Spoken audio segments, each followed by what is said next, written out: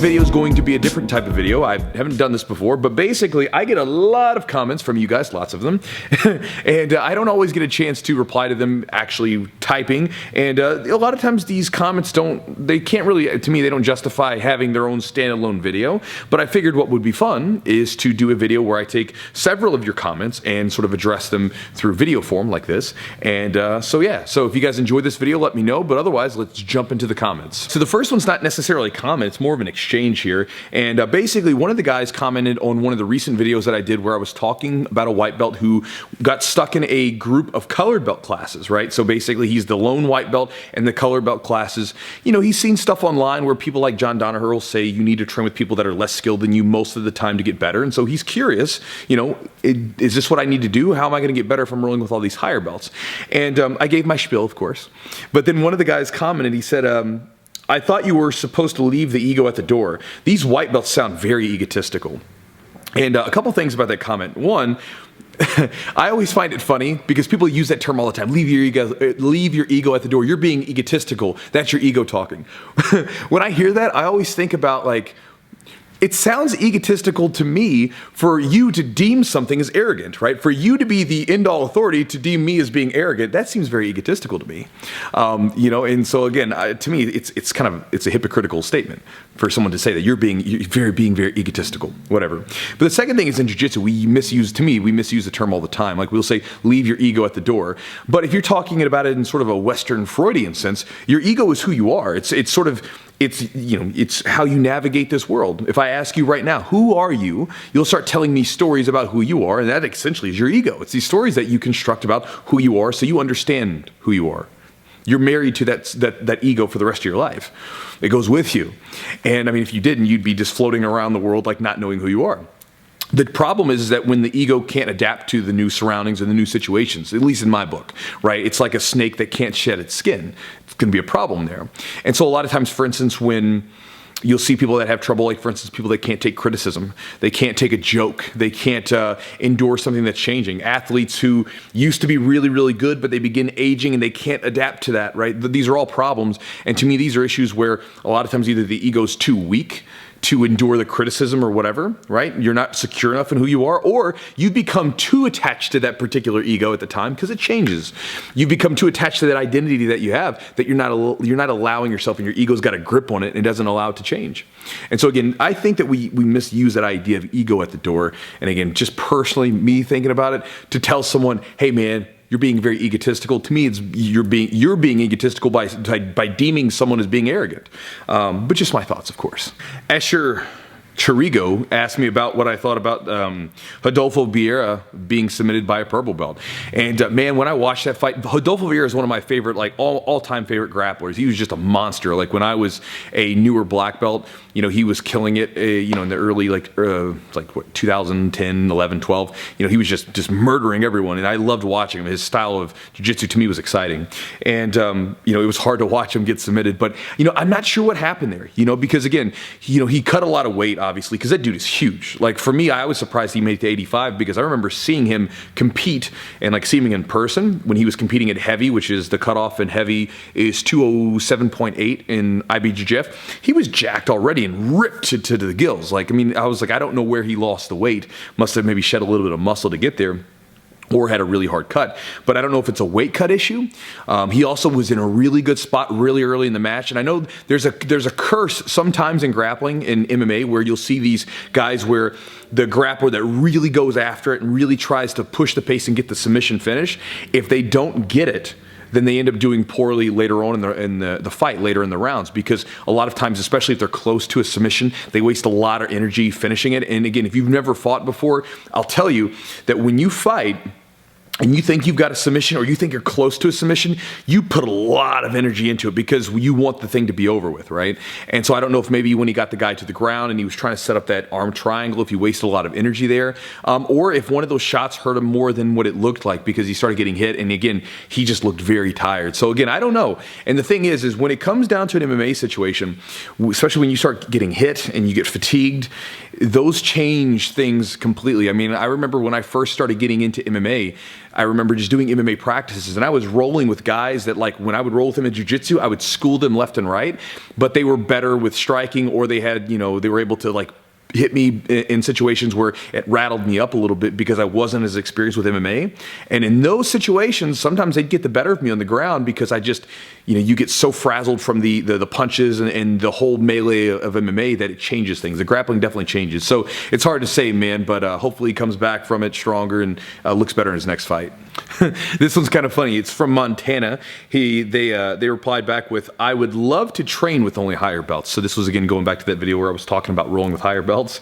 And Timo T, with zeros in there, says, "No, you'd like to train with only higher belts who are going easy on you." And I replied back, there is a difference, isn't there?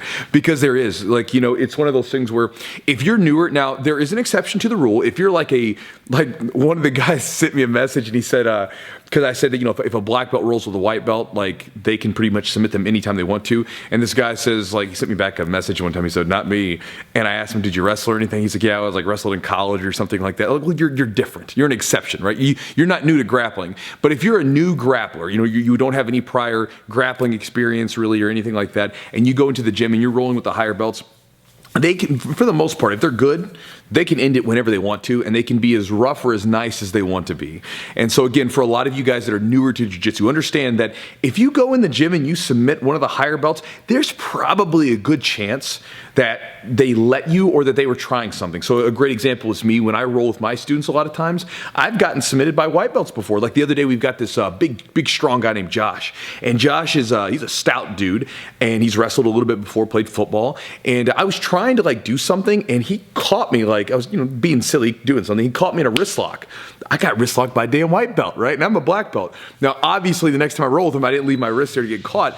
But, you know, stuff happens. Because a lot of times, you know, in the gym, when, you know, at least for me, when I'm rolling with a lot of the lower belt guys, I'm trying stuff because I want to get better. I don't want to just smash the poor guys so they don't even get a chance to even move. Now, sometimes if we're doing some hard competition training, then, you know, you turn it up and you give them that what it really feels like to feel someone coming at you. But a lot of times in the normal training, I'll kind of, you know, give them a little bit of leeway to play. And so again, for a lot of you guys that are newer, understand that that's probably what's going on. You know, if you like walk out of the gym, "Man, I submitted a brown belt today," and you're a white belt, probably didn't happen with them going full speed. Probably them just playing around. You caught them in something, you know, again, good, that's fine, nothing wrong with it.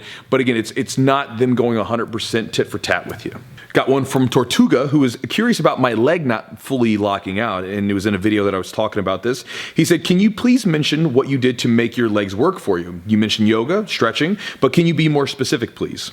It would help me out a lot." So I imagine you're in the same situation where you've got a leg that doesn't maybe fully lock out. I don't know. But my situation was from surgery. My right leg does not fully lock out all the way. It hasn't for a long time, and I suspect that it was because I didn't do my PT properly. And this is one of the reasons why I like to move all the time in the videos. And also, I think I've always done this anyway, where I was talking to some guys the other day about this. When I used to watch, in high school, I played high school football. I was on the offensive line because I used to be a big boy back then. And I remember, you know, when defense would go in, you know, I would be sitting over on the sidelines. Well, when we would watch our videotapes the next week, you know, because this is what you do in football teams, right? You'd watch the videos from the previous week, look at the game, see how everybody played. You'd watch yourself and see what you could do to improve for next week. I remember when the coach would fast forward or rewind the videotapes, I remember everybody else on the sidelines would be kind of sitting there like this, you know, just kind of hanging out. And then there would be me, like I would just be rocking back and forth, a little weeble wobble. So I've always kind of had this way, but I think the fact that my leg doesn't fully lock out kind of accentuates that. Going back to your question, there's a lot of different things, man. And again, you got to go down the rabbit hole to play around with this. I did yoga and I did stretching. As far as specifics, go to a yoga class. Or you can go online and put in like yoga class or whatever. Like there's one woman that I watch, Yoga with Adrienne. That's the one I like. I'll go put on one of her videos and I'll go through it.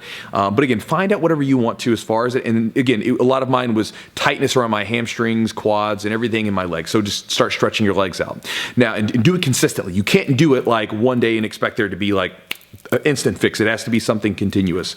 The other thing that's been really helpful to me as far as increasing flexibility, strength, and mobility in my lower body, which has been really helpful, is that I've been doing a lot of tempo squats. So basically, when I do a squat, instead of just loading up the bar and trying to go as heavy as I can, I've dropped the weight down to a more of a moderate weight, and then put on or then done the reps where it's like a 3 to 5 second eccentric. So when you're going down the bottom, 1, 2, 3, 4, 5, real slow, right? I actually have to put the clock on the front of me so I can check it. And then once I get down to the bottom, 1 to 2 seconds pause, and then back up slowly. It's a brutal squat to do, especially if you do it for some reps. It's brutal to do them in that manner. But what it did for me personally is it increased the mobility. I can get into a deeper squat. My knees don't hurt. This is one of the most amazing things from it. I've been doing more squats and my knees don't bother me. And I've been able to just move in that range and sit there, and I feel way more comfortable. And so, along with maybe doing some yoga stuff, I would also look at doing some strengthening in your legs if they're not feeling too good or if they're feeling really tight, because a lot of times muscles that are tight come from an issue where there's some sort of weakness there. So for instance, I used to have some tight back muscles, and it was caused by the fact that these muscles were too tight and these muscles were weak. So I'd feel like, oh man, I need to stretch my back. But really I needed to work my damn upper back out to get it to be strong enough to sort of lock in and be able to compensate for overly developed pectoral muscles from squeezing and choking people for 20 years. So that would be an idea, man. But again, go down the rabbit hole. It has to be something where you got to start kind of getting into it yourself, and your body's going to be different than mine. But those would be a couple things that I would suggest to you. One of the things that I've noticed recently, and this maybe is just because of all the fact that the channel's getting bigger, is that there's more people that will like sneak into the video in the comment section and just want to crap on someone, right? Instead of giving some sort of criticism but usefulness out of it, they just want to like trash people. And I'm personally a little distrustful of people who have a really strong desire to want to just trash someone and slam dunk on them, right? Because we all got problems. Like for instance, when I read these questions sometimes, I look at them and I'm like, well, that's not my problem. I never had that problem. And maybe you didn't either, but it's that person's problem. And so I answer the question because I try to be as helpful as possible, right? And we all have problems. And this is one of the reasons why I'm very rarely like outwardly critical of people, because of the fact that I think about, before I get ready to like tell someone or, whatever, like why they are messed up or any of that kind of stuff, I always have this impulse to go like turn it back to me and say, well, how are you messed up? So before I can say, you're really screwed up, man, or you're really messed up, or you're stupid, whatever it is, right? I think back about it and like, I'm pretty messed up, man. I'm pretty screwed up too. So I would ask you guys maybe to do the same. And if you're not doing this, to me, it's important. Self-reflection, right? It's not easy. It's easier to like point the finger at other people and tell them how they're messed up, right? It's why everyone everyone has a friend who like their life is in shambles, but they will tell all their buddies how they should be living their lives. And you're like kind of like listening to them. You're thinking, you should probably get your stuff together before you come talk to me. And so again, I encourage you guys to do the same. Before you start trashing someone, think about how are you messed up. And again, if you do have some like legit criticism, but there's something helpful from it that people can get from it, where you can say, hey, listen, man, I had the same problem and I think you're screwing up, but hey, maybe this could be helpful to you. You're welcome to throw that out there. That said, if like you're coming into the comments section and you're like, all right, I'm gonna troll on this poor guy who asked me a question for help, I'm probably gonna delete the question, just because it's, again, if someone asked me for a question asked a question to me to try to get some help, and then they're coming into the video and say, all right, man, I'm ready to see what he said. Maybe I can get something useful for me. And then maybe they're getting ready to go into the comments and maybe get some other perspectives from other people, and it's, someone who's just trolling them or whatever. I don't like it, because again, sometimes, unfortunately, sometimes the negative comments like that, where it's just people that are trashing people on the internet, stick out. So again, just be mindful of it. And, if it comes up and if you troll someone and your comment gets deleted, I warned you. And that'll wrap up for today's sort of comment reply video. So again, I'm going to try to do these once a week, where I just kind of go through the comments that you guys have replied with, pick a couple out, and then just kind of wrap with you a little bit in a more of a loose fashion. But again, hope you enjoyed the video. If you have any questions or comments you want to throw down below, you can do that. And also, guys, just letting you know that it's there, because it always happens. I don't talk about stuff much and then people don't know about it. I do have a membership on the YouTube channel now where I give some extra videos from time to time. We've sort of called it the Chew Crew, right? It's part of, I have a Chew Crew email newsletter that I send out Monday through Friday most of the time. And then I have this now, which is the Chew Crew YouTube membership, where again, I just throw a couple of extra videos out here and there, usually once a week, and throw some different stuff. So if you guys want to check that out, it's 99 cents right now. I'm doing it once we get like sort of a certain founding group, then I'm going to sort of give some other options. But for right now, it's 99 cents for the first founding member group, 99 cents a month, of course, I'm just letting you know. And you can check some extra content out. And so yeah, that's that. Hope you enjoyed the video. I'll talk to you guys next time.